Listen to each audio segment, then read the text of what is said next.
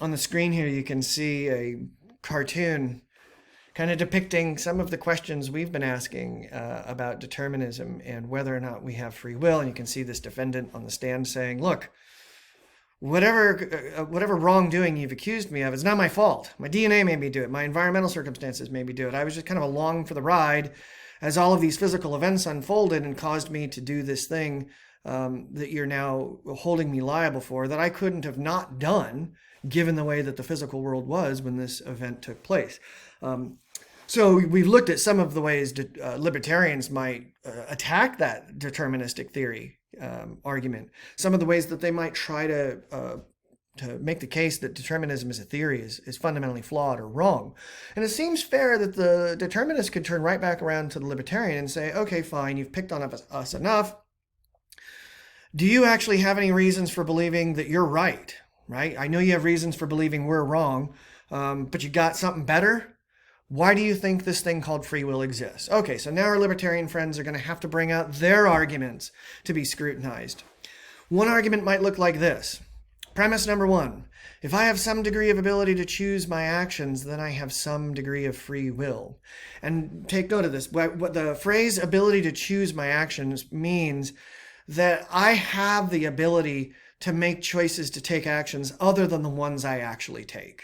Okay, so I go into the refrigerator and I see there's some pineapple, there's some cantaloupe, and now I've got 4 options in front of me. I can have some pineapple, I can have some cantaloupe, I can have both, or I can have neither. And I'm now in the position where I have to make one of those 4 choices.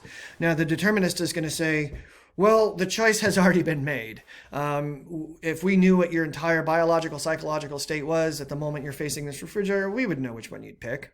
You think you can pick other than you're going to pick, but you can't. Now, the libertarian is going to say, well, if I have some ability to choose here, that means I can select one, both, neither, one or the other, or both or neither. And even though I only get to make one choice at each moment, I believe there's reason to believe I could have made a choice other than the one I actually made.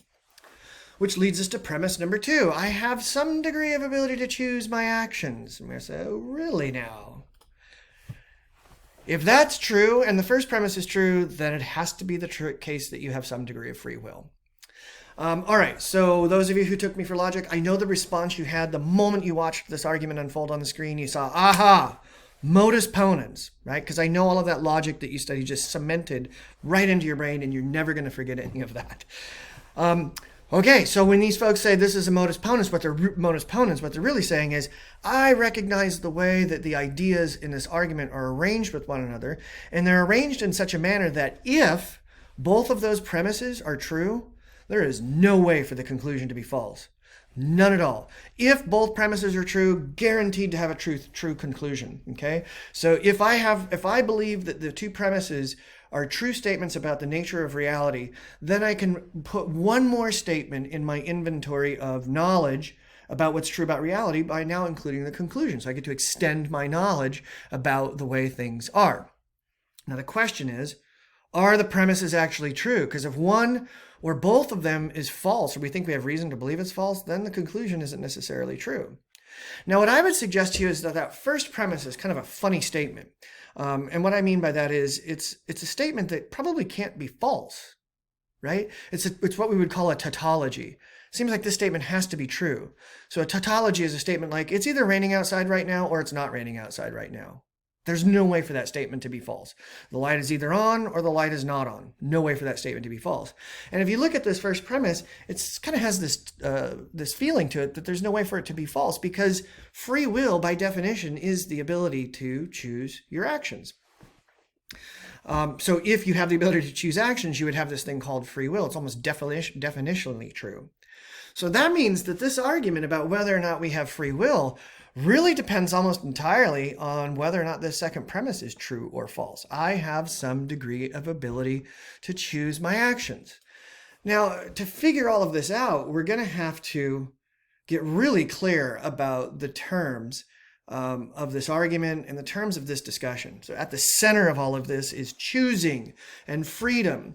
And we should ask, what does it really mean to say I chose something? What does it mean to choose? And a definition that I would offer to you, just for you to consider, you might have a better one, is that when we choose, we select from among available options. Okay? So it wouldn't be fair to say that I'm not choosing to put my arm out the door of my house in order to accept the lovely beverage that somebody has brought me, because there's nobody there. I can't make that choice. That's not a choice that's available to me. So the options are options that have to be available. And it's sort of questionable whether or not we should have knowledge of what those options are. In other words, if there is an option available to me and I don't know what it is, and so I didn't select it, did I really choose? If I would have selected the option I wasn't aware of. So choosing is this activity where we make a deliberate selection from among the available options. To choose freely, look at all we talked about with advertising and Match.com and profiling. What does it really mean to choose freely? Because you know that a lot of your thinking, and therefore a lot of your choosing, is influenced by a lot of things. The choices that you make, the determinists are going to say, these things, they're going to say they're determined, but you might even agree with them that your culture, your time, your place, your upbringing, where you lived, your economic status, your previous experiences, all of these things have probably been highly influential on how you think, and your thinking leads to your choosing. So at what point does your choosing no longer occur freely? What does it mean to choose freely? What would be some of the things that would diminish your ability to choose freely? Certainly we would say that, well, when somebody lies to me and I then make choices based on those lies that I didn't know were lies, that was doing me wrong because it took away some of my ability to choose freely. It was based on a lie. Maybe I've been indoctrinated into a cult or some sort of ideology. That would certainly seem to diminish my ability to choose freely. And of course, the degree to which we're able to choose freely is going to be correlated, as we'll see when we talk about Dave and Todd here in a little bit. My ability to choose freely is going to be directly correlated with the amount of responsibility that I have for the choices that I make. It's going to be correlated with the fairness of the judgment of the choices that I've made. So there's two kinds of freedom, generally speaking. One is circumstantial freedom. And all that means is this, is that the ability and opportunity to perform an action of our choosing, and we're not being somehow constrained or restrained. So imagine that I have been tied to a tree in the forest and I can't break free from my bonds, and there's somebody 10 feet away who's abusing a child. I didn't have the freedom to prevent the abuse because I'm tied up.